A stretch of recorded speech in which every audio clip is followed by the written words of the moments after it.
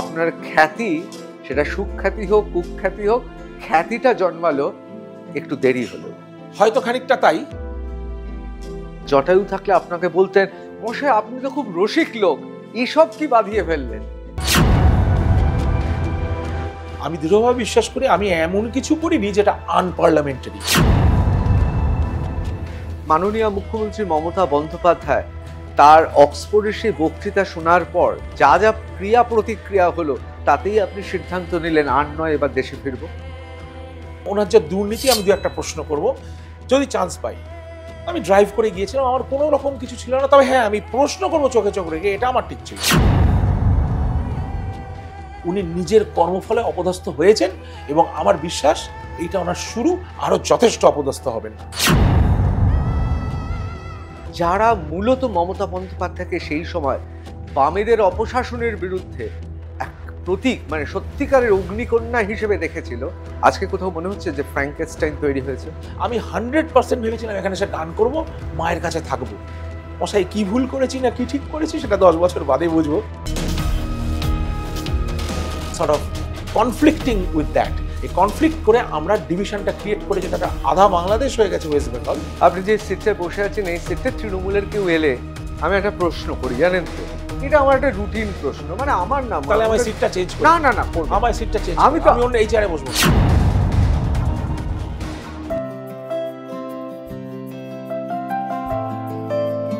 আমি ঘুমিয়ে এখন একটা স্বপ্ন দেখি যে মানা কাকু নেমে আসছেন, গান গিয়ে কিশোর কুমার গিয়ে পাটা জড়িয়ে ধরল। এই সিনেমার দেখা, এটা দেখা, হ্যাঁ দেখা, মানে নেমে আসছেন কিশোর কুমার গিয়ে পাটা জড়িয়ে ধরল। দাদা কি গান গেয়েছেন, আপনাকে আমি বোম্বেতে দেখে নেবো। আমি যেই মেডিসিনে চান্স পেয়েছি, মান্না দে আমাকে কাঁদে, তুমি ডাক্তার, আমার দাদাও ডাক্তার, ব্যাস এইবার আমি মান্নাদের পাশে। আপনি ওখানে যে গিয়েছিলেন ওই রকম বেশভূষা, আপনার কি মনে হচ্ছে, যেহেতু আপনার 300 গজের মধ্যেই আপনার বাসস্থানের ছোট থেকে বড় হয়ে ওঠা এবং প্রায় একই এলাকা, মাননীয় মুখ্যমন্ত্রী আপনাকে চিনতে পেরেছিল? যা করবেন উনি ঠিক, কোনো সমালোচনা নিতে পারবেন না। আরে বড় বড় লোকে তো একটা সরি বললে কি আছে, একটা মানে ইন্টারফেয়ার করলে কি আছে। ওই লোকটা, একটা লোক বলছে সব হিন্দুদের কেটে ভাসিয়ে দেবো, সেই লোকটাকে একটা সাসপেন্ড করলে কি আছে। আমি প্র্যাকটিস করিনি 30 বছর, হঠাৎ ওয়েস্ট বেঙ্গল মেডিকেল কাউন্সিল আপনার ডিগ্রিটা কেন রেজিস্টার করেননি, পোস্ট গ্রাজুয়েট ডিগ্রি কেন, ইংল্যান্ডে কি করেছেন কেন দেখাননি, হাবি জাবি কিছু লেখা, আমি এটা ফেলে দিয়েছি। আমি বলবো রজতবাবু খারাপ বক্সার, রুম না দেখে আক্রমণ করে বসেছেন। আমি একদম খুব একটা ভয়টাই পাই না। আপনি যদি আমাকে গ্যারান্টি দেন যে সিংহটা কামড়ায় না, আমি সিংহটার গায়ে হাত দিয়ে দেবো। তাহলে ভবানীপুরে কি একটা লড়াই দেবেন? সবাই আপনার ব্যাপারে একমত, লোকটার ক্ষমতা আছে। হয়তো খানিকটা তাই, প্রচন্ড ফাস্ট আপার কাট হাতে আছে, মেরে দিতে।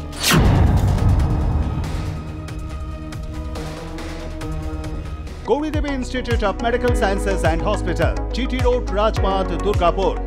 Best place to study. For contact us, call 7797662222, 9775696237. আমি ঋতব্রত ভট্টাচার্য, আমি এবং আমার সঙ্গে আমার সহকর্মীরা শুরু করছি R+ নিউজ রুম। আমি প্রথমেই আপনাদের বলে রাখি, যীশু খ্রিস্ট খুব কম বয়সে মারা গিয়েছিলেন। আমরা জানি মোজার্ট, তিনি যখন খ্যাতির চূড়ায়, তখন তিনি সবে 35 পেরিয়েছেন। আমরা জানি যে ফরাসি কবি র্যাবো, অর্থাৎ আর্তুর র্যাবো 19 বছর বয়সে কবিতা লেখাই ছেড়ে দিয়েছেন। এরকম আমি হাজারো নাম আপনাদের বলতে পারি, যারা খুব কম বয়সে খ্যাতির চূড়ান্ত জায়গায় পৌঁছেছেন।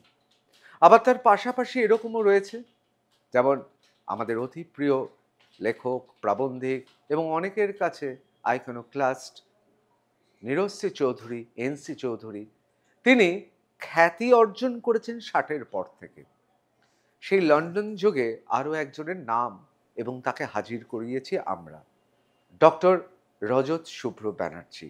তিনি আজকে রয়েছেন। ডাক্তারবাবু, আপনাকে স্বাগত। আমি যে কথা বলছিলাম, নীরজসি চৌধুরী তিনিও লন্ডনে থাকতেন এবং কোনোদিনই আর দেশে ফিরে আসতে চাননি। তার কারণটা তিনি বলতেন যে ও দেশে যে সোশ্যাল সিকিউরিটি আছে, সেই সোশ্যাল সিকিউরিটিটা, সামাজিক নিরাপত্তা এ দেশে নেই। আপনার যেহেতু লন্ডন যোগ আছে এবং লন্ডন থেকেই আপনি এত বিখ্যাত, যদিও আপনাকে কিন্তু আমি কয়েক দশক আগে থেকে চিনি মান্নাদের আত্মীয় হিসেবে, আমি সে প্রসঙ্গে আসছি। তা বাঙালি তো আপনাকে চিনতে পারল লন্ডন থেকে, এবং তারপর লন্ডনের পরবর্তীকালে আমরা চিনতে পারলাম দক্ষিণ কলকাতার একটি ঘটনা। তা কোথাও কি মনে হচ্ছে নীরজচন্দ্র চৌধুরীর মতো, আমি বলছি না আপনার অতটা বয়স হয়েছে, কিন্তু কোথাও আপনার খ্যাতি, সেটা সুখ্যাতি হোক কুখ্যাতি হোক, খ্যাতিটা জন্মালো একটু দেরি হলেও? সেটা তো আমার নিয়ন্ত্রণে নয়। আমি কর্মে বিশ্বাস করি। কর্মযোগ গীতার সবচেয়ে মোস্ট অ্যাট্রাকটিভ যোগ, এবং সেটাই আমাদের সবার ফলো করা উচিত। কর্মযোগ, সেই পথে আমি চলি। আমি আমার কর্মটা করে গেছি, ঠিক না ভুল সেটা তো কালই বলবে। আমার এই সময় এটা হয়তো করার ছিল, তাই আমি করেছি। আর আমি রিটায়ারমেন্ট নিয়েছি গত বছর, একটু প্রিম্যাচিওরলি বলতে পারেন। আমার এখনো 10 বছর ফিট থাকলে 15 বছর কাজ করার চান্স ছিল। কোনো কিছু বিশেষ ঘটনা নিয়ে আমার মনে হয়েছে যে না, আমি এবার দেশে চলে আসব। আর নীরজ সিং চৌধুরী যদি বলে থাকেন যে সোশ্যাল সিকিউরিটির কথাটা, এটা একদম মানে 200 ভাগ সত্যি। সত্যি মানে আমি যেদিন সিদ্ধান্ত নিই এবং বিশেষ বন্ধুদের জানাই, অবভিয়াসলি গান টান করি বলে আমার অনেক বন্ধু বান্ধব, অনেক, আমার স্ত্রীও খুব সোশ্যাল। সো যখনই জানাই, বহু লোকের কিন্তু মানে হার্ট রেট বেড়ে গেছে। আরে রজত, তুই রিটায়ার করবি? মাই গড, না না, ইউ মাস্ট বি জোকিং, তুই কলকাতা ফিরে যাবি। আমার আশা উচিত হয়েছে কিনা সেটা আমি নিজে এখন জানি না। প্রথমে যখন সিদ্ধান্তটা নিয়েছি, তখন তো নিশ্চয়ই মনে হয়েছে যে না, আমার ঠিক হয়েছে আশাটা, আমি আসবো, আমি মায়ের জন্য আসবো। মা বাবা চলে যাওয়ার পরে সম্পূর্ণ একা। একদিন উনি বললেন, আমি এত বড় বাড়িটায় পুরো একা, কেউ নেই চারপাশে, এরকম একটা ব্যাপার। এটা আমাকে একটু স্ট্রাইক করে। তারপরে আমি বললাম, মা ফিরে আসছি। মা আমায় জিজ্ঞেস করলেন, তোর কি খুব ক্ষতি হবে এখন রিটায়ার করলে? সেটা নিয়েও আমি ভেবেছি। একদম যে দুম করে কাজ করেছি সেরকম বলবো না। আমি আমার বিশিষ্ট কিছু বন্ধুবান্ধব যারা একটু বিচক্ষণ, যারা একটু মানে বিষয়ী, আমি একদমই বিষয়ী নই। তার আগে অবধি আমার কোনো টাকা পয়সা আছে না নেই সেটাও জানতাম না। আমি শুধু রোজগার করে গেছি, আমার স্ত্রী সংসারটা চালিয়েছেন। And then I sat down with somebody যে ব্যাপারটা বোঝে। সে আমার চেয়ে অনেক জুনিয়র, কিন্তু আমার চেয়ে অনেক বিচক্ষণ। সে বিচার টিচার করে আমাকে জানালো যে না রাজতদা, তুমি রিটায়ার করলে তোমার এই অবস্থা হবে, তুমি এটা মানবে কি মানবে না। তো আমি সেই সব ঠিকঠাক করে আমি সিদ্ধান্ত নিলাম আমি চলে আসবো। সেটা ভুল না ঠিক আমি জানি না। আর মায়ের পরেই যে উদ্দেশ্যটা ছিল সেটা হলো কাজ আর করবো না, একদম মানে একদম একটা ফ্রি বার্ডের মতো উড়ে বেড়াবো আর গানটা গাইবো মন দিয়ে, যেটা আমার এতক্ষণ দিনে সেইভাবে গাওয়া হয়নি। কারণ আমি যে গানটা গাই সেটা খুব শক্ত, বুঝতেই পারছেন। মানে আপনি যার কথা উল্লেখ করলেন, আমি তার প্রচণ্ড ক্লোজ ছিলাম, আমি তার পুত্র সম ছিলাম, এবং ওইরকম মানুষ আমি দেখিনি। সেটা আপনি জিজ্ঞাসা করলে আমি আপনাকে বলবো। অবশ্যই আমি সেক্ষেত্রে যাব। আচ্ছা, এই প্রশ্নটা অনেকের মাথায় ঘুরছে। দেখুন, বড় বড় মনীষী বা বড় বড় রাজনীতিবিদ, এদের লেকচার শুনে, বক্তব্য শুনে অনেকে রাজনীতিতে এসছে, এরকম অহরহ ঘটনা ঘটেছে। হতেই পারে। মানে নেতাজি সুভাষচন্দ্র বোস, তার বক্তৃতা শুনে অনেকে সব ছেড়ে নেমে গিয়েছে দেশ উদ্ধারের কাজে। এটা হয়েছে। দাদু তাই, আমার নিজের তাই দাদু, নাকি? হ্যাঁ, আমার মায়ের বাবা কানাইলাল চট্টোপাধ্যায়।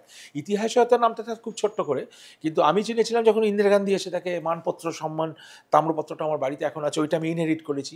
আর আমার দিদার কাছে কিছু গল্প শুনেছি। উনি কি চন্দননগরে থাকতেন? না না, উনি বরিশাল, তারপরে এখানে এসে মানিকতলা।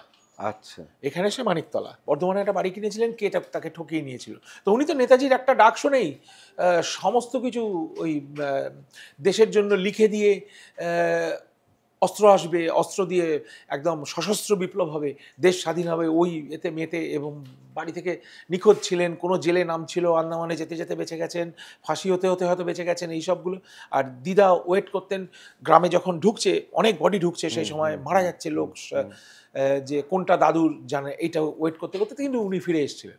কিন্তু চরম মানে দুর্ভাগ এবং লাঞ্ছনা হয়েছিল দেশভাগের সময়। আমার মা তখন বোধহয় 2-3 বছর, আমার বড় মাসিমা তখন 8-9-10 বছর, এরকম অবস্থায় বাড়ির আলো জ্বালিয়ে, রাত্রিবেলা বাড়ির আলো জ্বালিয়ে বাংলাদেশ নিঃশব্দে ত্যাগ করেছিলেন ওরা, যাতে আশেপাশে দেখে ভাববে যে না, ওরা বাড়িতে আছে, কিন্তু ওরা পালাতে বাধ্য হয়েছিলেন সেই রাত্রে। সেই গল্প আমি শুনেছি। এবং আনফর্চুনেটলি এখানে এসে হয়তো আমার দেশে ফেরার সিদ্ধান্তটাই ভুল, কারণ দেশকে বাঁচানো যাবে কিনা জানি না। আমার মা কিন্তু এরকম একটা আশঙ্কা করছেন, আমি করছি অন্তত রিসেন্ট যা দেখতে। অবশ্যই আমি সেই প্রসঙ্গে আসছি। আচ্ছা, কোথাও কি ধরে নেব যে মাননীয় মুখ্যমন্ত্রী মমতা বন্দ্যোপাধ্যায় তার অক্সফোর্ডের সেই বক্তৃতা শোনার পর যা যা ক্রিয়া প্রতিক্রিয়া হলো তাতেই আপনি সিদ্ধান্ত নিলেন আর নয় এবার দেশে ফিরবো? না, তার আগেই আমি দেশে ফিরে এসেছি। আচ্ছা দেশে আমি তার আগেই ফিরে এসেছি। আচ্ছা। আমি দেশ, সত্যি কথা বলতে আমি অনেস্ট লোক, আমি একদম সোজা অনেস্ট লোক, তাতে আমার অনেক দুর্ভোগ হয়েছে জীবনে। আমি সিদ্ধান্ত তার আগেই নিয়েছি। আমার রিটায়ারমেন্ট সাবমিশন হয়ে গেছে 2023 এপ্রিলে। 2023 এপ্রিলে আমার রিটায়ারমেন্ট। তাহলে আপনি লন্ডনে সেই সময় কি বক্তৃতা শুনতে গিয়েছিলেন? না, আমি গেছিলাম লিভারপুলে। আমি অ্যাকচুয়ালি লন্ডনে থাকি না, ঠিক। আমি সবসময় লিভারপুলে ছিলাম। আমাকে লোকে লন্ডন বলে, আমি আর অনেককে বলেছি আমি লন্ডন নই, আমি লিভারপুল। আর বিশেষ করে এবার প্রিমিয়ার লিগ জেতার পরে আমার আরো দমটা বেড়েছে, আমার টিম জিতেছে, টপে আছে। তো আমাদেরও যে বন্ধুরা লিভারপুলে আছে তারা খুব গর্বিত, তারা লন্ডন বললে রেগে যায়, বলে বল লিভারপুল। 5-7 বছর ধরেই আমি লিভারপুলের খেলা দেখছি, ফলো করছি। আর আমি একদম এখানে রাত জেগে রাত্রির 3টে 3:30 অবধি বেঁচে যায় অনেক সময়। শেষ খেলাটা যেটা আমরা হারলাম পিএসজির কাছে 5টা অবধি, আমি সারা রাত খেলা দেখি, যার জন্য আলাদা সেট আপ করেছি যাতে কারোর ডিস্টার্ব না হয়, মাঝে মাঝে চেঁচিয়ে ফেলি। হ্যাঁ, তো আমি লিভারপুলেই ছিলাম, ডিসিশন আমি তার আগেই নিয়েছি। কিন্তু এইখানে অ্যাকচুয়ালি ব্যাপারটা আমি প্ল্যান করে যাইনি। আমি গেছিলাম আমার পার্সোনাল কাজে, আমার বাড়ি সংক্রান্ত কাজ ছিল, আমার রিটায়ারমেন্ট পেনশন, আমার ছেলের সঙ্গে একটু কাজ ছিল, আমার মেয়ের সঙ্গে দেখা করা ছিল, বন্ধু বান্ধবের সঙ্গে দেখা করা ছিল। আমি জাস্ট একটা মানে পোস্ট রিটায়ারমেন্ট গিয়েছিলাম, গিয়েই ঘটনাটা ঘটে, এবং তার জন্য আমি টার্গেট হয়েছি, তো কোনো সন্দেহই নেই, কারণ এটা ইগোটা কেউ। আপনি কি আগে থেকে ঠিক করে গিয়েছিলেন যে অপদস্থ করবেন? অপদস্থ করব ঠিক করে যায়নি। দেখুন, অপদস্থ করা আমার স্বভাব নয়। আমি যথেষ্ট কালচার্ড, ডিসিপ্লিনড ওয়েতে মানুষ হয়েছি। আমার আপব্রিঙিং এর কোথাও অপদস্থ করা, লোককে হ্যাটা করা, গালিগালাজ করা, অসভ্য আকার ইঙ্গিত করা, এসব আমার পোষায় না। আমি ওকে একটা পোস্টার দেখাবো বলেছিলাম, এবং আমি দৃঢ়ভাবে বিশ্বাস করি আমি এমন কিছু করিনি যেটা আনপার্লামেন্টারি, যেটা আর কি মানে মানুষের সামনে করা উচিত না। আমি সেরকম কিছু করিনি। উনি লুজ করেছেন, উনি তো লুজ করবেনি, উনি তো মনোলগে অভ্যস্ত। ডায়লগ যখনই হয়েছে তখনই তো প্রবলেম। মানে আপনিও পোস্টার নিয়ে গিয়েছিলেন, আবার আপনার বিরুদ্ধ পক্ষ তারাও তো পোস্টার নিয়ে গিয়েছিল। তা বিরুদ্ধ পক্ষ আমার তো কোনো ছিল না। আমি তো কিছু পোস্টার, আমার অভয়া সম্বন্ধে একটা পোস্টার লিখেছি আগের দিন রাত্রিবেলা। আমি জাস্ট ওখানে সুপার স্টোরে গিয়ে কতগুলো পেন্সিল নিয়ে, বড় কাগজ নিয়ে, একজনের টেবিলে বসে তারা আমায়।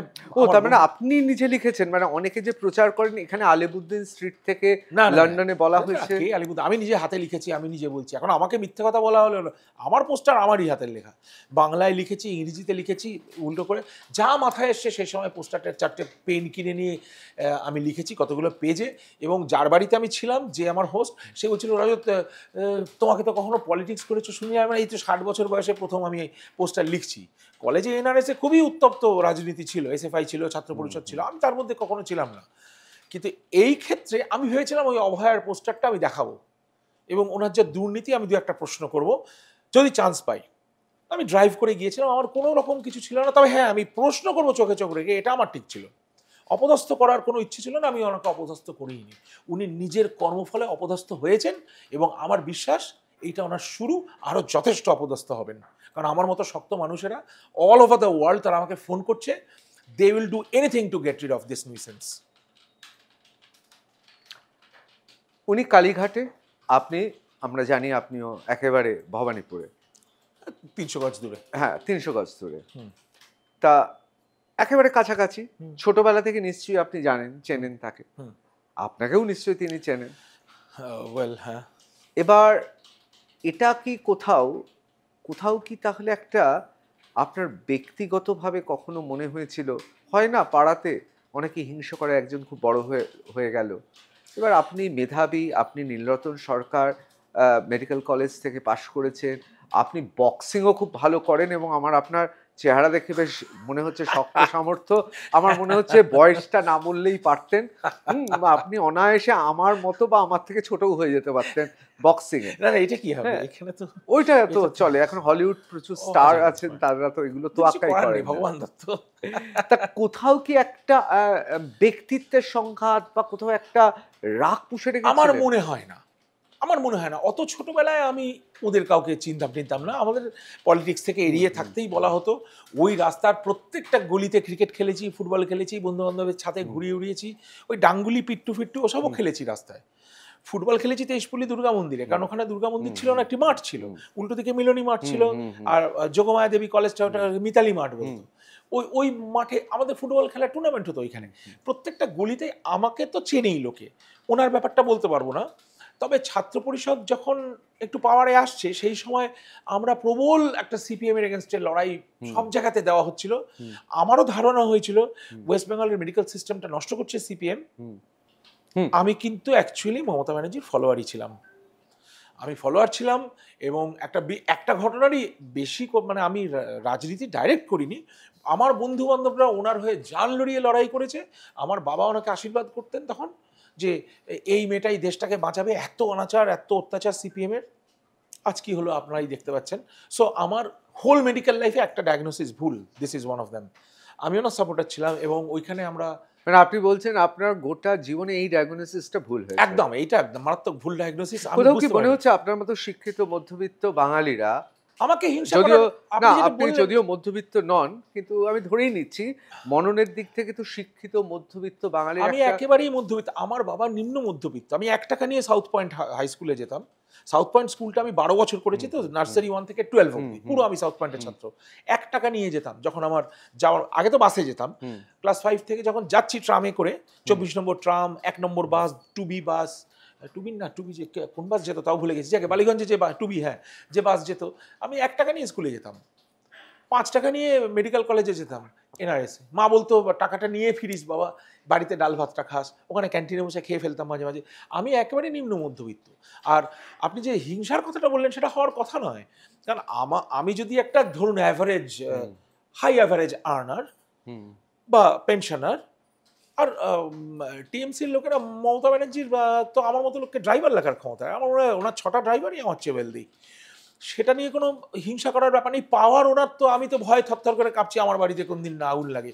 ওনার তো সেসব সব দিক দিয়ে ডমিনেটিং। হ্যাঁ, আমার একটা এসকেপ রুট রয়েছে, যেটা আবার ওদের কারণ নেই। আমি ব্রিটিশ পাসপোর্ট হোল্ডার, সো আমি যে কোনো সময় ইউরোপের যে কোনো জায়গায়, আমি আমেরিকাতে এমনিতেই নেক্সট মান্থে যাচ্ছি, so I will walk through any country without any problem. এইটা হিংসার তো কোনো ব্যাপার নেই। পরবর্তীকালে আমার মতামতের ডিফারেন্স হয়েছে, এবং আমার মনে আছে 1993, তখন আমি, হ্যাঁ সেই 1993-তে বা 1992-তে খুব সম্ভবত আমরা বিরাট একটা মান্না কাকুকে নিয়ে প্রোগ্রাম করি। আমাদের ক্লাবের কিছু একটা ছিল, কালীঘাট বয়েজ অ্যাসোসিয়েশন। ওরা বললো আমরা মান্নাদেরকে আনবো, তুই আনতে পারবি? আমি কাকুকে বলতে, কাকু রাজি হয়ে গেলেন। রাস্তায় করবে, হবে ওখানে স্টেজ, এবার লোকজন শুনবে। So we created a huge stage, এবং অনেক মজার ঘটনা ঘটেছিল, সেটা আলাদা কথা। রাস্তা হরিশমজি রোড ব্লক করে, ঠিক যেখানে এখন কেশপল্লী দুর্গা মন্দির তার উল্টো দিকে, এবং মান্না কাকু এসে দুর্গা মন্দিরে বসেছিলেন অনেকক্ষণ, 1/2 ঘন্টা। দিদি তখন ছিলেন রেলওয়ে মিনিস্টার।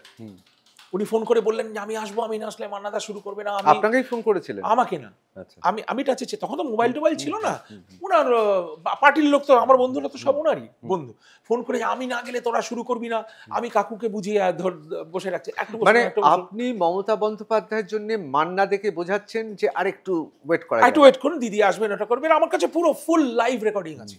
আর আমি এমনিতেই মান্নাদের 150 ঘন্টা মান্না কাকুর লাইভ রেকর্ডিং উনি আমি লিখে দিয়ে গেছে, যদিও লেখার কোনো দরকার ছিল না। উনি বললেন আমি লিখে সই করে দিয়ে যাব। আমার ব্যক্তিগত সংগ্রহ 150 ঘন্টা লাইভ রেকর্ডিং আছে।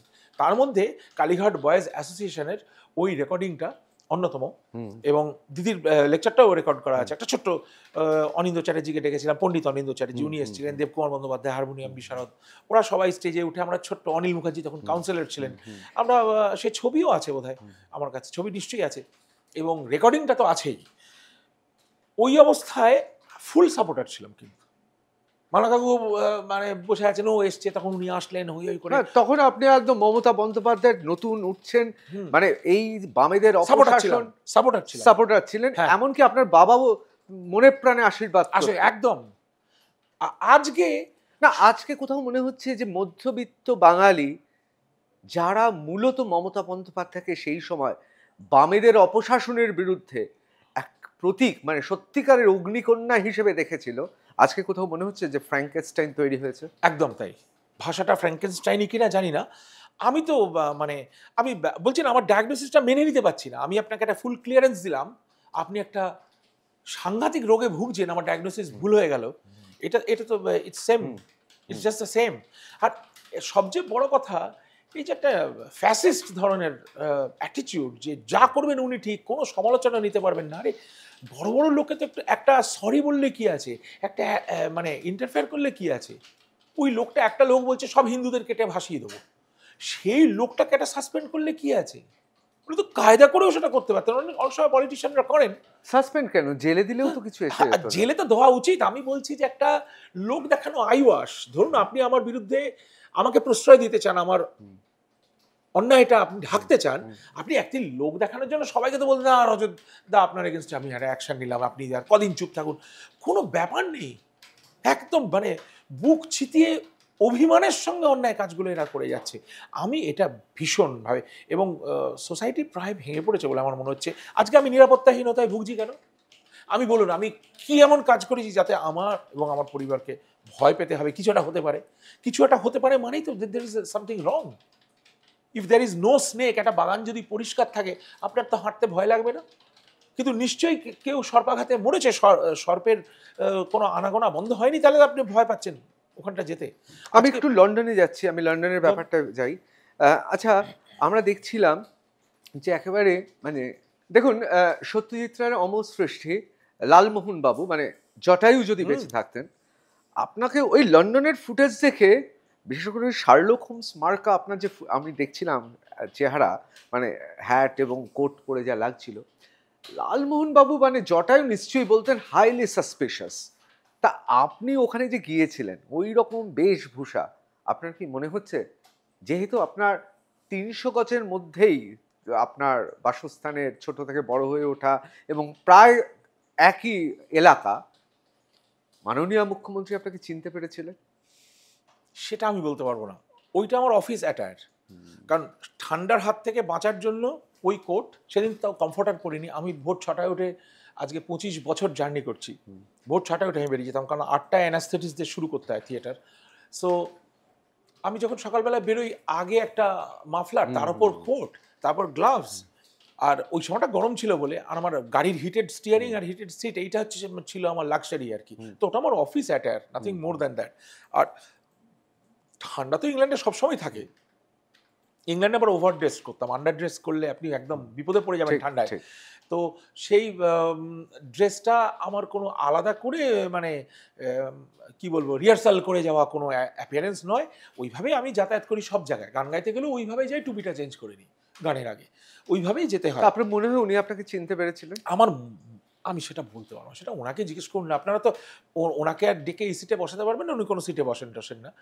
ও যদি আলোচনা হয় তখন আমি জিজ্ঞাসা করবো না, দিদি আপনি আমায় চিনতে পেরেছেন? আই রিয়েলি সর, আই টু আই কন্ট্যাক্ট হয়েছিল, কিন্তু আমি সরে গেছিলাম, কারণ আমার তখন প্ল্যান ছিল আমি প্রশ্নটা করবো। এখানে আমার মানে হয়তো চিনতে পেরেছিলেন বা হয়তো পারেননি, আমি সেটা একদমই বলতে পারবো না।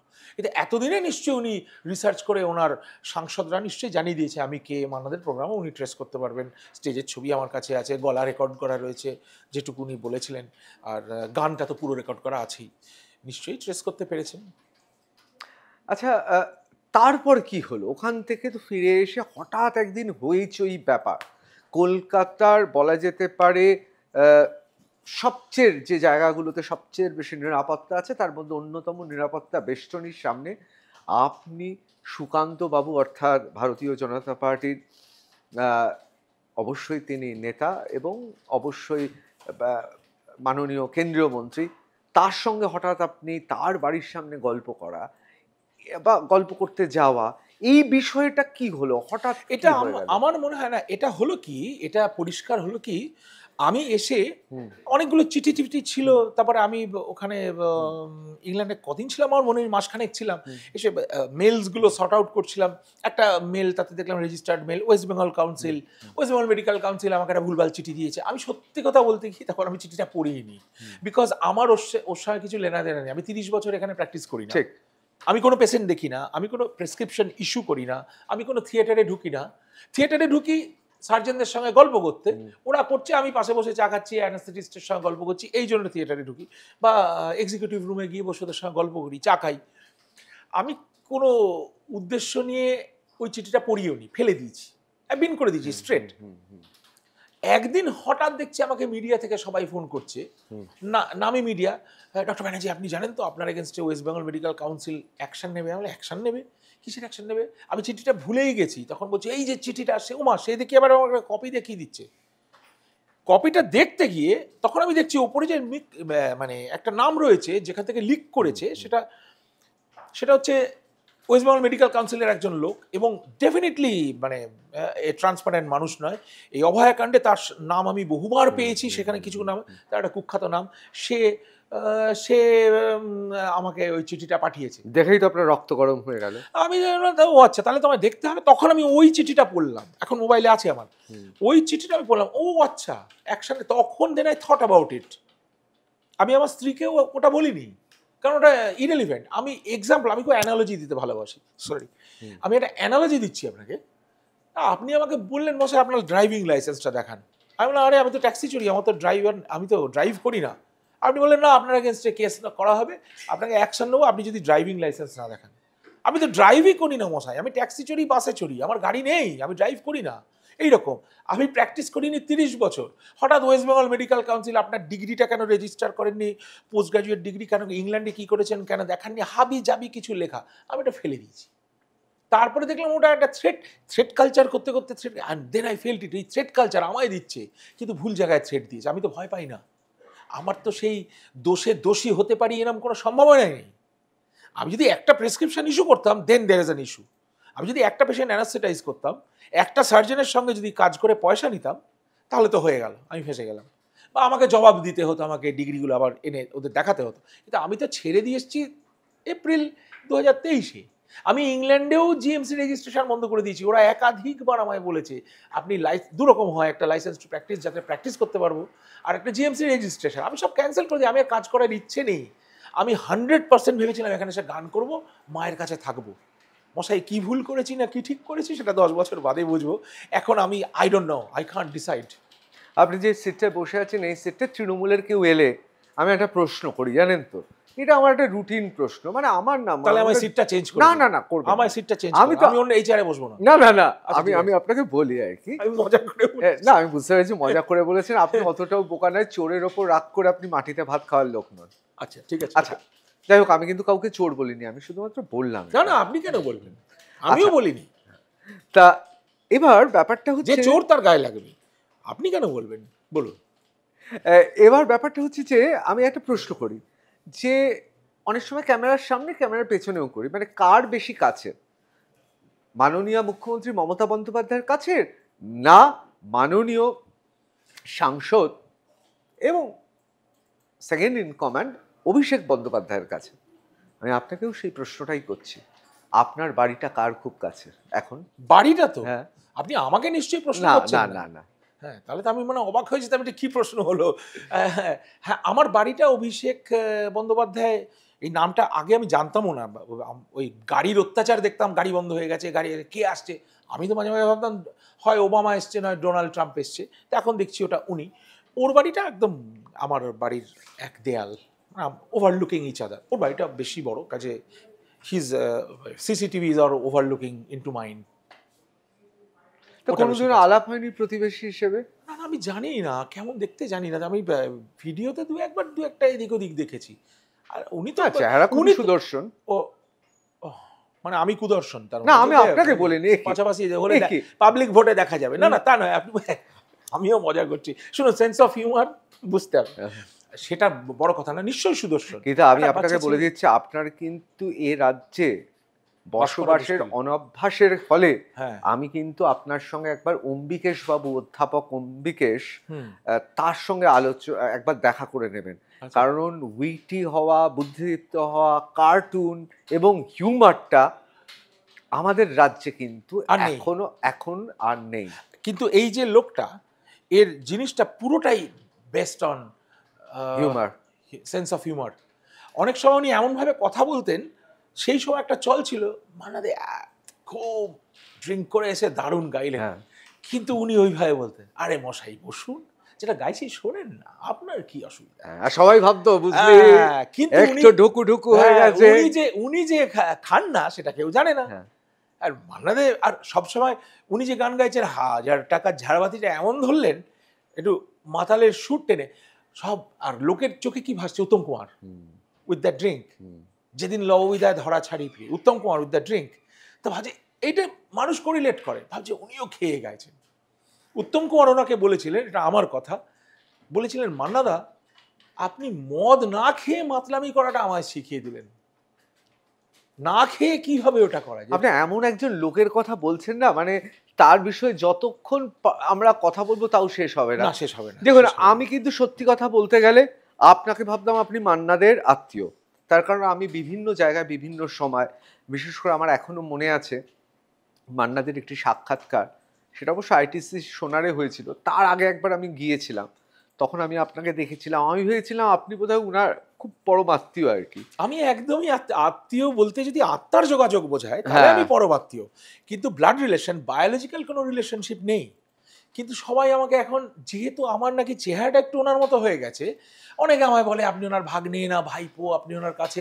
অনেকে ভাইপোদের সঙ্গে গুলিয়ে ফেলে, ভাইপোরা, ওনার কাছের ভাইপোরা অনেকে মারা গিয়েছেন, আর একজন দুজন আরও রয়েছেন।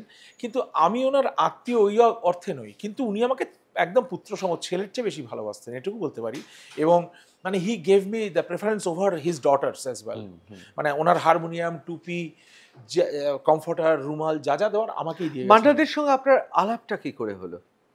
সেটা অনেক বড় স্টোরি। আমি ছোটবেলা থেকেই প্রথম দেখাতেই না আমার মানে মাথা খারাপ হয়ে গেছিল, মানে ওর গান শুনে।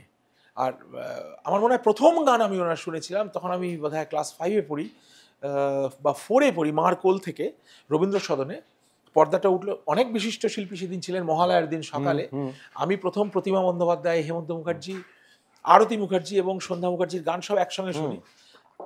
গ্র্যান্ড ফিনালে ছিল মান্না দে। তখন একটা হলে একটা চলছে আর কি, মান্না দে এসছে, মান্না দে এসছে, মান্না দে এসছে, মান্না দে বোম্বে থেকে এসছে, এই ব্যাপারটা। মানে উনি বম্বের আর্টিস্ট, উনি ঠিক কলকাতার আর্টিস্ট না।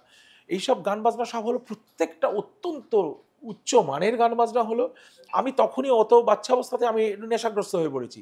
মান্না কাকু ঢুকে যেন, my god, the stage was different. ওই যে ফ্ল্যাপটা খুললো রবীন্দ্র সদনের, এরমভাবে সরতো, কলামন্দির উঠতো আছে, রবীন্দ্র সদন এরমভাবে সরলো যে ওই যে বসে, নমস্কার, শুনুন, এখন আর সময় নেই, শুরু করছি। এই যে শুরু করলেন, প্রথম গান আমি শুনেছিলাম নতুন প্রভাত জাগো সময় হলো। ও মাই গড, সেন্সেশনাল। আজও শুনে দেখবেন হেমন্ত মুখার্জির সুর। এবং দু একটা গান, একটা চটুল গান ছিল, গোবিন্দা গোপালা যা কিছু ঝামেলা। আমি তো আর কিছু বুঝি না, গানটা শুনে কিরম। আর ওই রাধাকান্ত নন্দীর তবলা, ওয়াইএস মুলকির অ্যাকর্ডিয়ান, খোকন মুখার্জির গিটার শুনে পাগল হয়ে গেছিলাম। আর শেষের দিকে মনে আছে ওই কি প্রচণ্ড তাপ কি কাণ্ড বাপ, কি কাণ্ড বাপ, আগুন লেগেছে, আগুন বলে হারমোনিয়ামটা বন্ধ করে উনি পালিয়ে গেলেন। লোকে ছাড়ছে না, তখন 1:30 বেজে গেছে। বললেন মশাই প্রচণ্ড খিদে পেয়েছে, পেটেও আগুন জ্বলছে, মাথায় আগুন জ্বলছে, আর পারছি না বলে পালিয়ে গেলেন। So the whole show. মানে আপনি ছোটবেলায় মান্নাদের স্টেজ পারফরমেন্স দেখে, গানে একদম তো কাত, স্টেজ পারফরমেন্স দেখে আপনি তো গান মানে যারা বাঙালি শুনেছে না, আমি তাদের সবাইকে, আমি সেই সুযোগটাই খুঁজছিলাম বলে দেশে এসেছি, যে আমি মানে অডিটোরিয়াম ভাড়া করে আপনাদের সকলকে ডেকে না ওনার লাইভ পারফরমেন্সটা শোনাবো, ওর গল্পগুলো বলবো, পিছনে কি কি হয়েছে। আমার কাছে একদম লাইভ তোলা, আর আমি কোনো গান কাট করে অনেকে তুলতেন দেখতাম, একটু গানগুলো নিয়ে যেতেন। আমি গান আর কথাটা দারুণ। মান্নাদা কে ভাই? তখন বলছে এই গানটা শোনান, দেখি আপনার মুখটা দেখি, আগে অন্ধকারে দেখতে পাচ্ছি না, দেখি আপনি এই গান শুনবেন এখন। এই যে কথাটা, ইন্টারাকশনটা, আরে মশাই আপনি এই বয়সে এই গান শুনবেন, এরকম। একজন একটা প্রেমের গান কিছু রিকোয়েস্ট করলো, আপনার মশাই গন্ডগোল আছে, খুব প্রেমে পড়েছেন না, বলে গানটা এই যে একটা সহজ, আর হাসির রোল উঠলো গোটা গোটা। উনি এটা বলছেন প্রেক্ষাগৃহে একজন স্টেজে উঠেছে, তাকে ভলেন্টিয়াররা ধরে নামাচ্ছে স্টেজ থেকে, সে স্টেজে উঠবে, তাকে ধরে ভলেন্টিয়াররা নামাচ্ছে। কাকু বলছেন ওরে ওকে ছেড়ে দে না, ভাই কি করবি?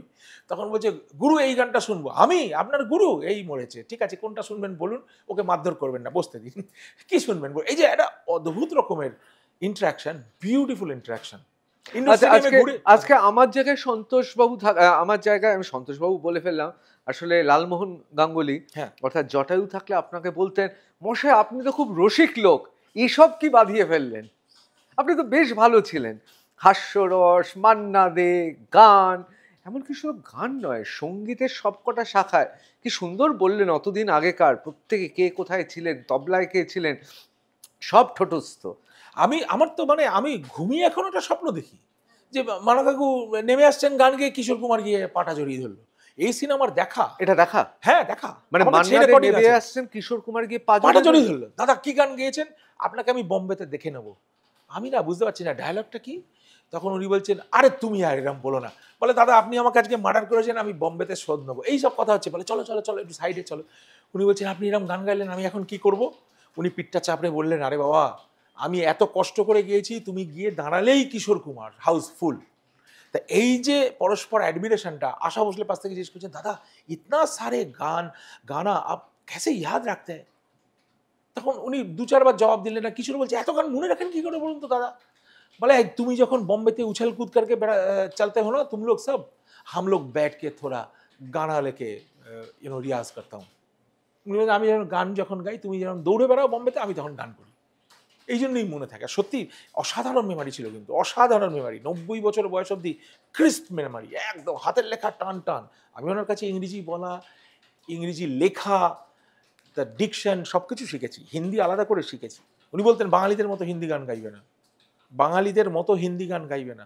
আজকে কিন্তু অনুষ্ঠান একেবারে শেষ পর্যায়ে, আপনার গান শুনতে শুনতে বিদায় নেব। এই সর্বনাশ, আমি তো প্রিপেয়ার্ড হয়ে আসিনি। ওটা তো ভালো করে, এটাই তো সবচেয়ে ভালো জীবনে, এই যে এত আপনার প্রচারের আলো, এটা তো এত প্রিপারেশন নিয়ে তো হয়নি। না আমি শোনো উদ্দেশ্য নিয়ে শিখিনি, আমি জানি কিভাবে যেন শিখে গেছি। আমি তবলা, যেটা বলছিলাম রাধাকান্ত নন্দীর কাছে আমি তবলা শিখতে শুরু করি। এইটা কিন্তু জীবনে একটু চালাকি করেছিলাম আমি। আমি তখন ক্যালকুলেট করতে পারছি না, ওই যে 5, 7, 10, 15 টিকিটের দাম, ওপরে 5, 7, নিচে 10, 15, ঠিক আছে? তখন অত ভিআইপি টিআইপি ছিল না। 15 টাকা যে কাটবে আপনি সামনে বসতে পারবেন, তাহলে এরম ছিল। তা সেই যে 10 টাকা 15 টাকা, আসলে তখন এত ভিআইপি ছিল, ভিআইপি ছিল তখন, সব নর্মাল ছিল, ওই একটা দুটো ভিআইপি। এই যে টিকিটের এই পয়সাটা জোগাড় করা, এইটা আমার পক্ষে খুব কষ্টকর ছিল। বাবা বলতেন এই এত টিকিট কেটে দেয়, বানাদের গান রোজ কেন শুনতে যাবি? আমি তখন ছটফট করছি, এক কাগজে অ্যাডভার্টাইজমেন্ট দেখছি, কলা মন্দিরে একক, মহাজাতি সদনে একক, ইন্ডোর স্টেডিয়াম তখন অত হয়নি, রবীন্দ্র সদনে একক। আমি তখন যাব কি করে? তখন হঠাৎ আসলো, আমি তখন বাদ্য প্রভাকর করেছি তবলায়, আমি তবলা ভালোই বাজাতে পারি তখন। আমি ভাবলাম কি আমি রাধাকান্ত নন্দীর কাছে শিখতে যাব। শিখলে আমি যদি ওর ডুগি তবলাটা নিয়ে ঢুকি, তাহলে আমি তো ওর অ্যাসিস্ট্যান্ট, তাহলে ভলেন্টিয়ার আমায় কিছু বলবে না, ফ্রি এন্ট্রি রবীন্দ্র সদনে। চারটিখানি কথা নয় কিন্তু, না বিরাট তখনকার দিনে। এখন ধরুন বিরাট অরিজিৎ সিং, কুমার শানু, এদের যা পপুলারিটি, সোনু নিগমের কাকুর তার ডাবল পপুলারিটি ছিল তখনকার দিনে। এটা ভদ্রলোকের পপুলারিটি। মা বোনেরা সব দাঁড়িয়ে রয়েছে একটু তাদেরকে দেখবে বলে। এবং আমি তখন বুঝতে পারতাম না যে উত্তম কুমারকে দেখতে দাঁড়িয়ে আছে, ঠিক আছে, মান্নাদিকে দেখতে দাঁড়িয়ে আছে কেন, কিন্তু ওই যে স্মার্টনেস, অদ্ভুত একটা গ্ল্যামার, আর গানের তো কোনো কথা হবে না। আমি রাধাকান্ত নন্দীর কাছে গিয়ে দমদম ক্যান্টনমেন্টে পৌঁছে গিয়ে আমি শিখবো। উনি কিন্তু শিখবি শেখ, এরম তুই কোথায় পড়িস? আমি বললাম সাউথ পয়েন্টে পড়ি। ও সে তো খুব বড় স্কুল, ইংরেজি বলতে পারিস তুই? তাহলে হ্যাঁ তা পারি, তুই আমার কাছে তবলা শেখ। তাহলে আমি কিন্তু ইংরেজি বলতে পারি না, তোকে বাংলায় শেখাবো। কি সুন্দর মানুষ ছিলেন। ও মাই গড, আমার সব পয়সা নেননি। বাবা কি করেন? আমি বললাম একটা সামান্য কাজ করেন, পয়সা দিতে হবে না।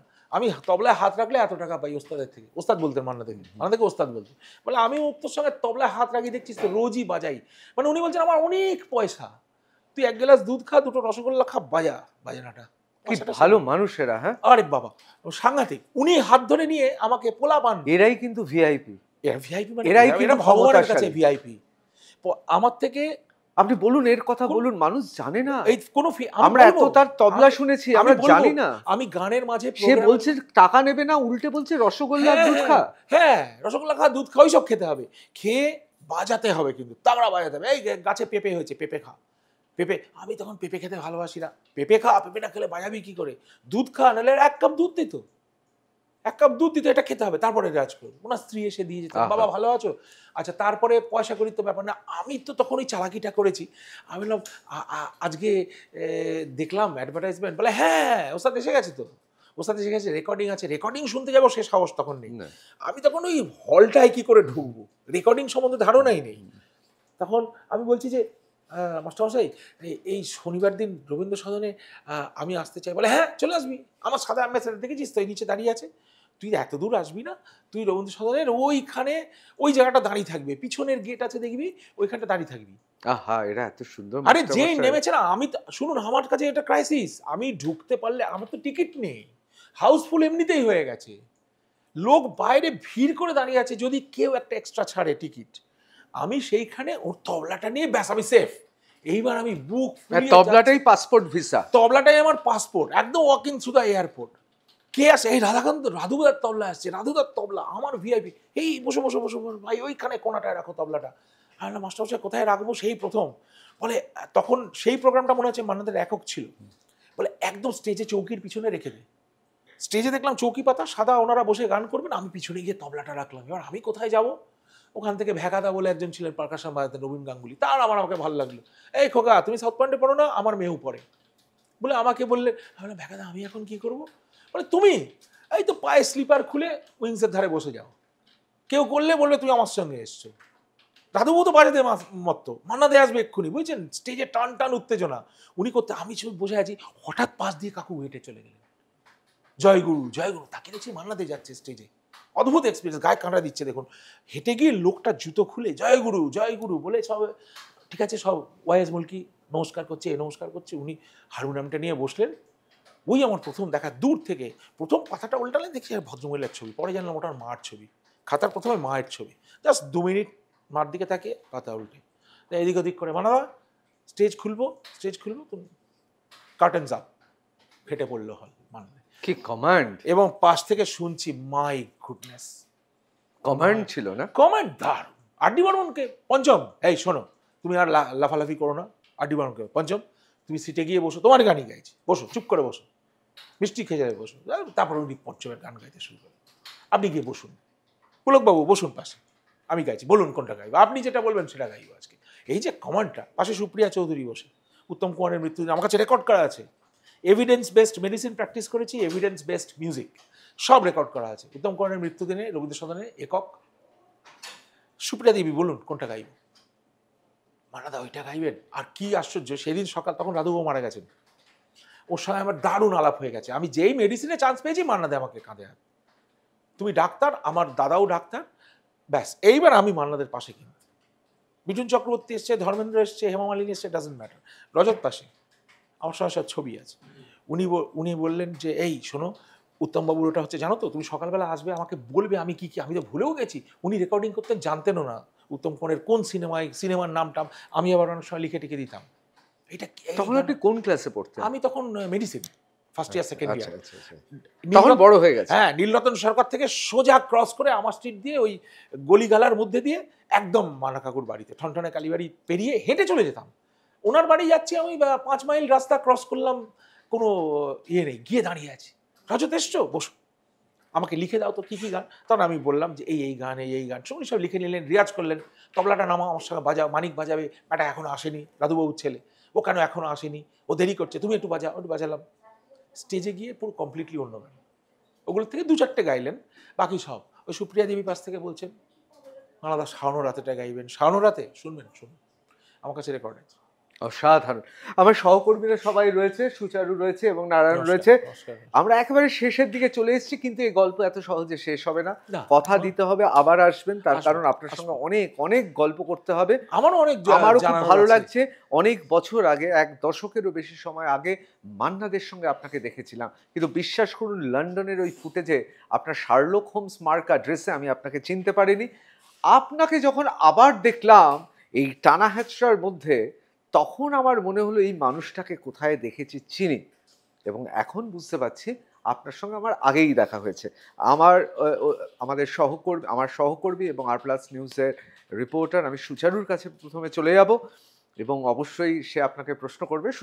সুচারু, রজতবাবু আপনার কাছে খুব সিম্পল এবং সরাসরি একটা প্রশ্ন, যে বলেছেন রজতবাবু ভালো বলেছেন, স্যার বলছিল তো আমি স্যার নই, একদম স্ট্রেট ওয়েতে, মানে লন্ডনের ওই ছবি যেখানে সরাসরি আপনি একটা প্রতিবাদী বাঙালি হিসেবে উঠে এলেন, এবং আপনার কি কোথাও মনে হয়নি যে কলকাতায় ফিরলে আপনাকে ব্যাপক একটা হেনস্থার মধ্যে পড়তে হতে পারে? দেখুন, আমি একটু অকুত ভয় টাইপের লোক, আমি একদম খুব একটা ভয়টাই পাই না, আপনি যদি আমাকে গ্যারান্টি দেন যে সিংহটা কামড়ায় না, আমি সিংহটার গায়ে হাত দিয়ে দেবো, মোটামুটি যদি বলেন যে সিংহটা পোষা আছে, আমি হাত দিয়ে দেবো, হয়তো সে আমার একটা থাবা দেবে, কিন্তু বাংলায় কিন্তু সিংহ কামড়াবে না এরকম গ্যারান্টি কেউ দিতে পারবে না। সেই যাই হোক না, আমি যেটা বলছি যে আমি খুব একটা ভয় পাওয়ার লোক আমি নই, আর খুব একটা উদ্দেশ্য নিয়ে ক্যালকুলেট করে ওই তবলা শিখতে গেছিলাম, হলে ঢুকবো বলে ওরম 2-1টি কাজ করেছি, রেকর্ডিং করার আগে দেখে নিচ্ছি কে ভলেন্টিয়ার, কারণ আমি রেকর্ডিংটা লুকিয়ে করব, আমার টেপ কেড়ে নিতে পারে, সেই যে কলা মন্দিরের কোনখানে বসে টেপে রেকর্ডিং হয় ওটা আমার চেয়ে ভালো কেউ জানে না, রবীন্দ্র সদনের রেকর্ডিংটা চেপে দিয়ে 45 মিনিট ঘড়ি থেকে ক্যাসেট উল্টাতে হবে, আমি যে চলে আসতাম, আমি লক্ষ্য করতাম ভলেন্টিয়ার আসছে কিনা কাছে, খট করে যদি শব্দ আমার ধরলে আমার টেপ কেড়ে নেবে, বন্ধ করে দেবে, পর্দাটা জড়িয়ে টেনে এমন করে দিতাম যাতে কেউ আপনি জানতেও পারবেন না, ফুলের মধ্যে আমি আমার রেকর্ডার গুঁজে দিয়ে এসেছি, কিন্তু এই উদ্দেশ্য ছাড়া, গান বাজনা ছাড়া আমি কখনো চালাকি করে ধান্দাবাজি করে কোনো কাজ করিনি। ওইটা যখন করেছি না, ইম্পালসেই করেছি। আমার মনে হয়েছে এটা আমার ধর্ম। আমার দাদু স্বাধীনতা সংগ্রামী ছিলেন, মা বাবা দাদু সবাই বলেছিলেন মিথ্যা কথা বলবি না, সত্যমেব জয়তে। আমি ওই কথা ভেবে আমার মনে প্রশ্নটা জেগেছে, অভয়া আমার মেয়ের বয়সী, সেই মেয়েটাকে ছত্রাখ্যান করে দেয়। অবশ্য এখন তো একটা জলভাত হয়ে গেছে, প্রত্যেক গলিতেই একটা অভয়া আছে। ওর কেসটা হাই প্রোফাইল হয়েছিল ডাক্তার বলে আর আরজিকর বলে। আমি আরজিকরে এনআরএসে তখন রাত জেগেছি, গেছি, আমি গান রেকর্ডিং করেছি। এর জন্য আমি একটা গান রেকর্ডিং করে ওদের দিয়েছি, সেটা পপুলার হয়নি কারণ ওই ভাঙচুর হয়ে গেল। যেদিন আমি গানটা রেকর্ডিং করলাম সেদিন আরজিকর ডেমোলিশড হয়ে গেল গুন্ডারা ঢুকে। আমার কখনো ভয় করেনি, এবং পরবর্তীকালে আমার পরিবারের ভয় করেছে। আমি ফোন করে কিছু বন্ধু বান্ধবদের বলেছি, তারা বলেছিল আমরা সব এয়ারপোর্টে থাকবো, তুই আসবি, দেখি কি হয়। এবং পরবর্তীকালে সুকান্তবাবু, তারপরে শুভেন্দুবাবু, এরা সব আমায় আশ্বাস দিয়েছেন আমরা আপনার সঙ্গে আছি দাদা। আজকেও এখানে আসার আগে একটুখানি আগে 1 ঘন্টা আগে সুকান্তবাবু ফোন করেছিলেন, কারণ উনি জেলে ছিলেন, তো এক রাত্রি বসে টসে ছিলেন। তো আমি ওকে একটা সৌজন্যমূলক টেক্সট করেছিলাম যে মশা কামড়েছে কিনা, আপনি ঠিক আছেন কিনা, গায়ে হাত পায়ে ব্যথা হলো কিনা। বলে না, গায়ে পায়ে হাত ব্যথা বেশি হয়নি, তবে একটু ঘুমোতে হবে। আপনি কেমন আছেন বলে আমি বললাম আমি আপনাদের সঙ্গে আছি, আমি গিয়ে ঝাঁপিয়ে পড়িনি। আর বলো আপনার সিকিউরিটির ফুল ব্যবস্থা আমরা করে দেবো। ওরা আমাকে এটা বলেছে বলে আমি আরও নির্ভয়ে কথাগুলো বলতে পারছি। কিন্তু এনিও এটা আমি বলতাম, এতে কিন্তু যথেষ্ট আমার ক্ষতি হওয়ার সম্ভাবনা আছে। অবশ্যই। আমি একবার নারায়ণের কাছে চলে যাব। Narayan. Gauri Devi Institute of Medical Sciences and Hospital, GT Road, Rajpath, Durgapur. Best place to study. For contact us, call 7797662222, 9775696237. একটা সময় আপনি এবং আপনার পরিবার হরিনারায়ণ। মমতা বন্দ্যোপাধ্যায় আজকের মুখ্যমন্ত্রী, তখন তিনি কেউ ছিলেন না, তার মধ্যে একটা সম্ভাবনা দেখেছিলেন, আপনি নিজেই সেটা বললেন। এই মুহূর্তে দাঁড়িয়ে পরিস্থিতি অনেকটা বদলে গেছে। আজকের দিনে দাঁড়িয়ে কারোর মধ্যে এই ধরনের সম্ভাবনা দেখতে পান, যিনি কিংবা যে দল আগামী দিনে পশ্চিমবঙ্গটাকে চালনা করতে পারবে, সঠিক পথে নিয়ে যেতে পারবে? Political question. তবে এখন যেটা দেখছি, এই শুভেন্দুবাবু প্রচণ্ড সোচ্চার হয়ে ঝাঁপিয়ে পড়ে সব জায়গায় লড়ছেন। আমার শুভেন্দুবাবুরও খুব ভরসা আছে, যদিও অনেকে পাল্টা প্রশ্ন করে উনি তৃণমূলী ছিলেন। আমিও তো তৃণমূলী ছিলাম, তখন তৃণমূল হয়নি, অল ইন্ডিয়া কংগ্রেসের ছিলেন উনি, আমি তো তখন ওনার সাপোর্টার ছিলাম, এটা আমার যুক্তি। শুভেন্দুবাবুর মধ্যে আমি সে সম্ভাবনা দেখি। এবং ডক্টর সুকান্ত মজুমদার শিক্ষিত মানুষ, প্রফেসর, পিএইচডি করা মানুষ, কথা বলেছি, এবং দুজনের সঙ্গে কথা বলে আমার মনে হয়েছে এটা কম্পিটিশন যেন বলে আমার নেওয়া না হয়। এরা দুজনের মধ্যে যদি সুন্দরভাবে দেশটা বাঁচাতে চায়, এদের মধ্যে কেউ না কেউ পারবেন, দুজনেই পারবেন। এবং আমাদের একটি পোস্ট, আধঘানা পোস্ট দরকার নেই। ওরা যদি, আমার মনে হয় ওরা দুজন যদি সংগ্রামে নামেন, বিজেপির খুব সম্ভাবনা আছে। এবং বিজেপি হলে আমি যেটা দেখি, দেখুন, কেউ মোদিজিকে শ্রদ্ধা করে, কেউ বলে অনেক কিছু আছে, প্রশ্ন সবাইকে নিয়ে করা যায়, তাই না? আমাকে নিয়েও প্রশ্ন করা যায়, ঋতব্রতকে নিয়েও প্রশ্ন করা যায়, আপনাকে নিয়েও প্রশ্ন করা যায়। প্রশ্ন ভালো মন্দ মিলিয়ে মানুষ। আমি চাঁদের কলঙ্কটা না দেখে আমি জ্যোৎস্নাটা দেখি। আমার মনে হয় সেন্ট্রাল গভর্নমেন্টের সঙ্গে এখানকার যেটা দীর্ঘদিন ধরে বিচ্ছিন্ন, যদি একটা সেম গভর্নমেন্ট হয়, সে ধরুন শুভেন্দুবাবুই যদি এটা ফোন করে বলতে পারেন যে আমাদের দেখুন এই আবাস যোজনাটা দরকার নেই, কী সব যোজনা আছে, এটা দরকার, এই টাকা একটু আটকে গেছে, সেটা অনেক ইজি হবে, rather than sort of conflicting with that. এই কনফ্লিক্ট করে আমরা ডিভিশনটা ক্রিয়েট করে, যেটা আধা বাংলাদেশ হয়ে গেছে ওয়েস্ট বেঙ্গল, সেই সম্ভাবনা আমি দেখছি বিজেপির মধ্যে। এবং অকপটে আমি বলতে পারি, আমি বিজেপির মেম্বার হয়েছি, ওভারসিজ মেম্বার, আমি তো পলিটিক্স করতে পারি না, আমার এমপি এমএলএ হওয়ার, মুখ্যমন্ত্রী হওয়ার কোনো বাসনা নেই। কিন্তু এরা যদি কথা ঠিক মতো নিজেদের মধ্যে আন্ডারস্ট্যান্ডিং করে একটু যদি আমার সঙ্গে আলোচনা করেন, আমি সেরম কেউ কিছু না, আমার পলিটিক্যাল বুৎপত্তি যেটা বলে আমার জিরো, একদম পলিটিক্যাল অ্যাকিউমেন্ট আমার জিরো। কিন্তু যদি আমি বার্ডস আই ভিউতে অনেকটা দেখেছি তো, আর এখন অনেকটা আমি স্টাডি করেছি, এখন আমি রেগুলার পলিটিক্সের সঙ্গে থেকে আমি দেখেছি অবস্থাটা কি। আমার মনে হয় central government should take over this state for some time. আমাদের খুব ভালোই হবে, খারাপ কিছু হবে না। এই যে বিএসএফকে জমি দিতে পারছে না, বাংলাদেশের বর্ডারটা খোলা, এটা আমাদের জন্য খুব রিস্কি। আরেকবার যদি মাকে নিয়ে উড়িষ্যা পালাতে হয়, তাহলে এর চেয়ে মানে দুঃখজনক আমার জীবনে আর কিছু থাকবে না। আর মার তো 80 বছর বয়স হয়ে এসছেন, উনি মেনেই নিয়েছেন আমার জীবনটা প্রায় শেষ। কিন্তু একটু ভয় কিন্তু আছে, হ্যাঁ রে, এই বাড়ি ছেড়েও কি পালাতে হবে? মা প্রশ্ন করছেন, রে, এই বাড়ি ছেলেও কি পালাতে হবে? তুই এদের সঙ্গে আর লড়িস না রে, এদের তো যা দেখছি, এদের তো খুব মানে মনুষ্যত্বহীন এরা, এদের সঙ্গে লড়িস না, তুই কি পারবি? পুলিশ কি তোর সঙ্গে আছে? আমি এই প্রশ্নের জবাব দিতে পারিনি। আমি শেষ তিনটে প্রশ্ন করছি খুব দ্রুত, আমিও না ভেবে প্রশ্ন করব, আপনিও না ভেবে উত্তর দেবেন, এটা খেলার মতো। আমি বলবো রজতবাবু খারাপ বক্সার, রুম না দেখে আক্রমণ করে বসেছেন। বক্সাররা তো রুম দেখে নেয় যে আমি কতটা পেছাবো, সেই রুম না দেখে আপনি আক্রমণ করে বসেছেন। হয়তো খানিকটা তাই, কিন্তু আমার একটা প্রচন্ড ফাস্ট আপার কাট হাতে আছে, মেরে দিতে পারবো। মানে আপার কাটটা হাতে রেখে দিয়ে আছে আছে, রুম না দেখে হয়তো করেছি, কিন্তু মানে সেরাম শত্রুপক্ষ হলে একটা সলিড আপার কাট আমার জানা আছে, মেরে দিতে পারবো, যদি আইন অনুযায়ী খেলা হয়। বেআইনি খেলা খেলতে পারবো না। বাহ, খুব সুন্দর বললেন।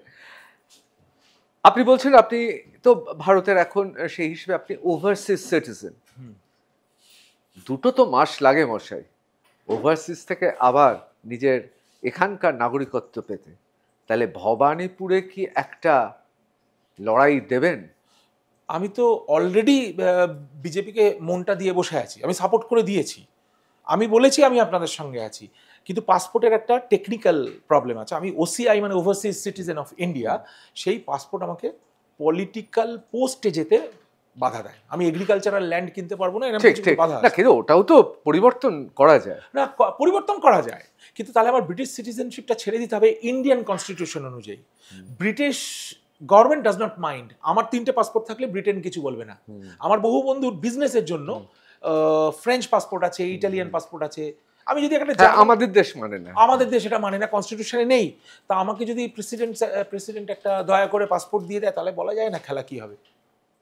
প্রেসিডেন্টকে দিতে হবে বা মোদিজিকে দিতে হবে, একটা স্পেশাল রুল করে দিতে হবে। মানে আপার কাটটাও রেখেছেন, আবার লোয়ার কাটটাও কিন্তু ক্রমশ আমি দেখতে পাচ্ছি শক্তিশালী হচ্ছে। আমার শেষ প্রশ্ন আপনাকে, কিন্তু এখানেই শেষ নয়, কারণ আপনার গান শুনতে শুনতে আমরা বিদায় নেব। আমার গান করতে পারবো কিনা, আচ্ছা বলুন। যতটুকু আর কি। আমার শেষ প্রশ্ন, আপনার ঘুমের ওপর জাকির হোসেনের খুব ঘনিষ্ঠ থাকার সুবাদে আপনার একটা তত্ত্ব আমি শুনছিলাম, এটা একটু দর্শকদের বলবেন? এটা মনে হয় সবার কাজে লাগবে।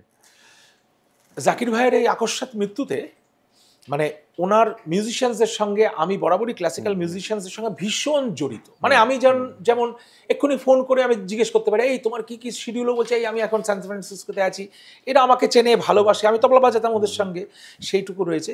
জাকির ভাইয়ের শিডিউলটা আমি পুরো জানতাম, এবং আমি ওর শেষ দিকের খবরটা বিখ্যাত বাঁশুরি বাদক রাকেশ চৌরাশিয়া, হরিজিৎ ভাইপো, রাকেশের কাছ থেকে, রাকেশকে আমি ডাইরেক্ট টেস্ট করি, রাকেশ এ ক্যা সচ হ্যায় ক্যা? সে he said no, really he is struggling, he may not survive. আমাকে রাকেশ লিখেছিল, এটা আমার বন্ধুদের, আজকে আমি বলছি, তখন বলার ছিল না। তখন এখানে লোকছে জাকির হোসেন মারা গেছেন কি মারা যাননি, কিন্তু উনি সান ফ্রান্সিসকোতে ভর্তি ছিলেন, রাকেশ আমায় বলার পরে তো উনি মারা গেলেন, সব মিটে ফিটে গেল। আমি রাকেশকে বললাম, রাকেশ এটা কী করে হলো? What I saw, he was little bit wobbly, কিন্তু মারা যাওয়ার মতো এতদিন থেকে হচ্ছে, উনি ওখানে চিকিৎসা করাননি। তখন রাকেশজি বললেন যে ওর সঙ্গে শেষ হয়েছে কনসার্টের ট্যুরটা, চেইন অফ কনসার্টস রাকেশের সঙ্গে, এবং বোধহয় সাবির খান, ওস্তাদ সাবির খানের, সুলতান খানের ছেলে সাবিরের সঙ্গে জাকির বেরোবেন, এই সময় উনি ফোন করে, এবং এখানে সরস সম্রাট বলে ফেস্টিভ্যাল হয়, ওটা কি বলে, নজরুল মঞ্চে সরস সম্রাটে উনি ডাইরেক্ট জানিয়ে দিলেন আমি আসতে পারছি না। যেদিন উনি মারা গেছেন সেদিন তেজেন্দ্রনারায়ণ মজুমদারের সঙ্গে, তেজেন্দার সঙ্গে ওর বাজানোর কথা, উনি সেদিন মারা গেছেন। কিন্তু 7 দিন আগে, 10 দিন আগে, আমার খেয়াল নেই, তেজেন্দাকে উনি ফোন করে বলেছেন मैं नहीं आ सकता हूँ, मेरा तबीयत बिल्कुल ठीक नहीं है। এইটার উপরে আমি অনেকটা ভেবে আমার যেটা মনে হয়েছে যে উনি এরকম ফিট ছিলেন, অ্যাপারেন্টলি তবলা হাতে পড়লে তো আগুন জ্বলে যাচ্ছে মশাই, সেই লোকটা এত কুইকলি মারা গেলে, দেখুন সবারই একটা শেষ আছে, কিন্তু আমার মনে হয় লট অফ স্ট্রেস কিলড হিম।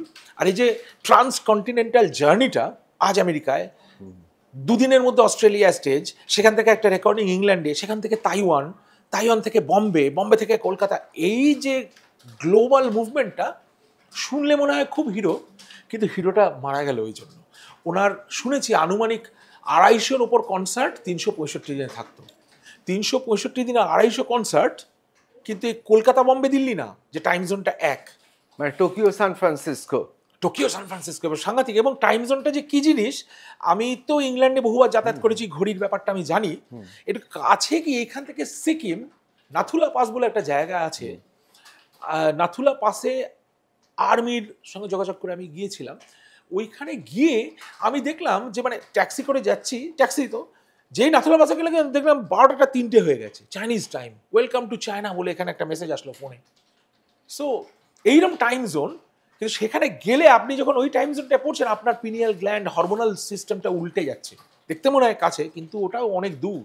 তার মানে একদিকে টাইম জোন এবং আরেকদিকে এই যে ঘুম Sleep থেকে pattern। নিজেকে বঞ্চিত করা, এই দুটোই আপনি বলছেন মারাত্মক মারাত্মক। মারাত্মক। এবং সেইটা সাবধান হতে হবে। আজকে যারা বাহবা পাচ্ছেন, আমি তো কদিন আগে ভাবতাম ওহ ওস্তাদজি ক্যা বাত হ্যায়, আসছেন উনি, আমি বললাম কালকে কখন ঢুকেছেন, উনি আমাকে গল্প করতে করতে যাচ্ছেন স্টেজের দিকে, বলে কালকে আমি 12টায় ঢুকেছি, ঘুমোতে ঘুমোতে যা হয়, রিপোর্টাররা গেছেন, এদের সঙ্গে 2টো হয়ে গেছে, তারপরে আমি বম্বেতে 2টো হয়ে গেছে, আমি ভোর 5টার ফ্লাইট ধরে এখানে এসেছি, তাজ বেঙ্গলে 2 ঘন্টা ঘুমিয়েছি, এবার আবার সাউন্ড শেখে এসেছি। তখন মনে হতো ক্যা বাত কুর্নিশ, কিন্তু আজকে কিন্তু লোকটা মারা গেলেন। ওই জন্য যারা হ্যাপি লাইফ লিড করেছেন তারা অনেকটা দেরি অবধি, যেমন মানা কাকু খুব হ্যাপি লাইফ লিড করেছেন, ওনারও খুব হেকটিক ছিল, কিন্তু কলকাতায় এসে 7 দিন রেকর্ডিং, তারপর চলে গেলেন। যখন উনি জার্মানিতে গেছেন, উনি জার্মানি, ফ্রান্স, ইটালি ট্রাভেল করেছেন ওই টাইম জোনটার মধ্যে, কিন্তু ওইরকম করেননি যে আমেরিকা গেছে ফিরে এসছে, তাহলে উনি হয়তো পারতেন না। এবং শেষ দিকে উনি বলেছিলেন, আমার বাড়িতে ওনার শেষ যাত্রায় ইংল্যান্ডে এবং তথা ইউরোপে, এবং উনি বলেছিলেন রজত আর আমি আসতে পারবো না, ভালোই হলো তোমার বাড়িটা দেখে গেলাম। আমার বাড়িতে ছিলেন উনি 14 দিন, এবং সেইখান থেকে নিউ ইয়র্কে ফিরে যান, আর উনি বাইরে ফিরে যাননি। এসে কাকিমা অসুস্থ হয়ে পড়েন, মারা যান, দ্যাট এন্ডস দ্য স্টোরি। কিন্তু সেটা 92 বছর বয়সে, 90 বছর বয়সে উনি ইংল্যান্ডে লাস্ট ট্যুর করেছেন, কিন্তু he was very happy, he slept. আমার বউকে অর্ডার করলেন আমাকে লুচি দাও, আমাকে চা দাও, একটা সাদা জিরের তরকারি করে দাও, এরকম সরল লোক তো, একটা রুটি খেতেন রাত্রিবেলা। ওই যে লাইফস্টাইলটা, ওইটা কেপ্ট হিম অ্যালাইভ। খুব ডিসিপ্লিন ছিলেন, দারুণ ডিসিপ্লিন। আমি ডিসিপ্লিনটা শিখেছি তো ওর কাছে। 4টে মানে 4:45 রেডি, স্টুডিওতে সব সময় আগে।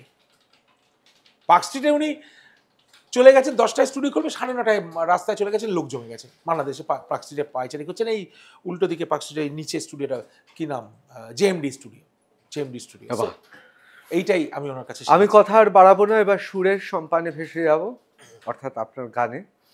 আমি সুরের সম্পান হচ্ছে আবুল বাশারের বিখ্যাত উপন্যাস। আমি ইচ্ছে করেই বললাম, এত মার্গীয় সঙ্গীতের কথা হচ্ছে, যদিও এখন তো আর মার্গীয় সঙ্গীত না, আমার বলা উচিত ক্লাসিক্যাল মিউজিক, ধ্রুপদী সঙ্গীত। মার্গীয় সঙ্গীত, ধ্রুপদী সঙ্গীত এসব নিয়ে একদিন কিন্তু আমাদের একটা মজলিসি আড্ডা হবেই, হারমোনিয়ামটা নিয়ে আসবেন, সেদিন হারমোনিয়াম নিয়ে আসবেন এবং দর্শকরাও থাকবেন। এই কথা দিয়ে যান, আপনার গান শেষ করবো। এই কথা তো দিয়ে আমি নিজেই কথা নিয়ে চলে আসবো, গানের তো আমার নেশা, কিন্তু আজকে তো আমি প্রিপেয়ার্ড নই, কিন্তু একটা গুনগুন করে আমরা বিদায় নেব। কিন্তু একদিকে আপার কাট রেডি, লোয়ার কাট তৈরি হচ্ছে, নিরাপত্তার নিশ্চিদ্র, হ্যাঁ বক্সিং এ পায়ের ব্যালেন্স তো থাকবেই, এবার নিশ্চিদ্র নিরাপত্তার বেড়াজাল আসছে, এবং আপনি বলেই দিলেন ডিসিপ্লিনটা, আপনি অসম্ভব ডিসিপ্লিন। সুতরাং এবার যদি বক্সিং এর ক্ষেত্রটা যদি হয় ভবানীপুর, তাহলে লোকে বলবে যে খেলা একেবারে জমবে না, যে তা নয়। এবং টাইসনের কথা আপনার মনে আছে, মোহাম্মদ আলীর কথা, এবং আপনি জানি না সেই মনোভাব নিয়ে আমি আলেকজান্ডার উসিকের ফ্যান এখন। আলেকজান্ডার উসিক ফ্রম ইউক্রেন, বুঝতে পেরেছি, রেড বক্সার ফাটাফাটি। আমি আর আমার ছেলে দুজনেই আলেকজান্ডার উসিকের ফ্যান। এই ফ্যান হওয়ার মূল কারণ কি? মূল কারণ হচ্ছে যে উনি একটা সাংঘাতিক ভেঙে পড়া আক্রান্ত দেশের লোক, কিন্তু আমি যে কটা বক্সিং দেখেছি মারাত্মক বক্সার, সব কটা জিতে। টাইসন ফুরি ইংল্যান্ডের, ফুললি সাপোর্টেড, কোনো অসুবিধা নেই, দৈত্যর মতো চেহারা, উনি একটা ছোট্ট মানুষ, নাস্তানাবুদ করে দিল বক্স। আমি এই জায়গাতেই আপনাকে থামাবো, এই জন্যই জিজ্ঞেস করলাম যে আপনিও চান, এই যে বাংলাদেশে আপনি কথা বলছিলেন, আপনার হৃদয় ব্যথিত, বাংলাদেশে হিন্দুদের ওপর, সংখ্যালঘু হিন্দুদের ওপর অত্যাচার হচ্ছে, আপনি আমাকে বলছিলেন আপনি ভয় পাচ্ছেন, নদিয়াতে কি হবে, মুর্শিদাবাদে কি হবে, দক্ষিণ 24 পরগনায় কি হবে, মালদাতে কি হবে। তার মানে কোথাও আপনি আপনার প্রিয় বক্সারের মতো আপনি নিজে মনে করছেন আপনিও একটা ভগ্ন রাজ্য থেকে উঠে আসছেন, আপনি তাদের প্রতিনিধি, আর সেই জন্য আপনার আপার কাটটা অসম্ভব জোরালো হবে। আর আমি একটু ব্যাকরণসম্মত বাইরে বারবার লোয়ার কাটের কথা বলছি, এর রাজনৈতিক তাৎপর্য যাদের বোঝার বুঝে যাবেন, সেটাও জোরালো হচ্ছে। সব মিলিয়ে যদি একটা ভালো কোচ পাই, আমার একটু ব্যাকআপ দরকার, একটু টাওয়েল দেওয়ার লোক দরকার, একটু কানে। আমি তো শুনছি প্রত্যেকের একটা করে কোচ থাকে, আমি তো দেখতে পাচ্ছি মশাই বিরোধী দলে আপনার সবাই কোচ হয়ে আসতে চাইছে এবং সবাই আপনার ব্যাপারে একমত, লোকটার ক্ষমতা আছে। এবার আমরা আর বেশি কথা বলবো না, তার কারণ আগামী দিনে ভবানীপুরে কি হবে আমরা জানি না। আর ভবানীপুর নিয়ে এখনই ভেবে লাভ নেই, এর মধ্যে অনেক সময় আছে, তার মধ্যে আপনার সঙ্গে আবার মোলাকাত হবে। আপনার গান শুনতে শুনতে বিদায় নেব। ভারত আমার ভারতবর্ষ, স্বদেশ আমার স্বপ্ন গো, তোমাতে আমরা লভিয়া জনম, ধন্য হয়েছি ধন্য গো। ভারত আমার ভারতবর্ষ, স্বদেশ আমার স্বপ্ন গো, তোমাতে আমরা লভিয়া জনম, ধন্য হয়েছি ধন্য গো, ধন্য হয়েছি ধন্য গো।